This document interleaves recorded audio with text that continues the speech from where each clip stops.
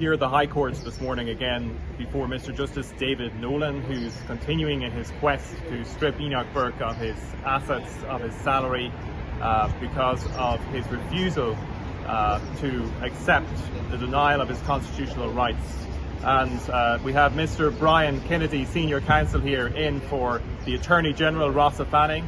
Long discussions this morning about how best to strip Enoch Burke's salary from him. A lot of technical information about employees in the Department of Education, how they're going to have to swear affidavits and get the machinery in place. And the country yes. falling to pieces. Yes. Drugs, crime, murder, out of control, and we've spent almost, is it an hour or more in there? About an hour or more in there. Discussing yes. how they can strip Enoch Burke of every right he has because he won't accept transgender ideology. Yes, and there was a lot of trouble at the beginning of the hearing because in a judgment recently issued by Mr. Justice David Nolan, it transpired it was based on information which wasn't before the court and really could only have come to the knowledge of the court by a back channel, which is very serious. Very, very serious. If a court is to make a finding of fact, it has to be based on evidence, affidavits or evidence sworn in court.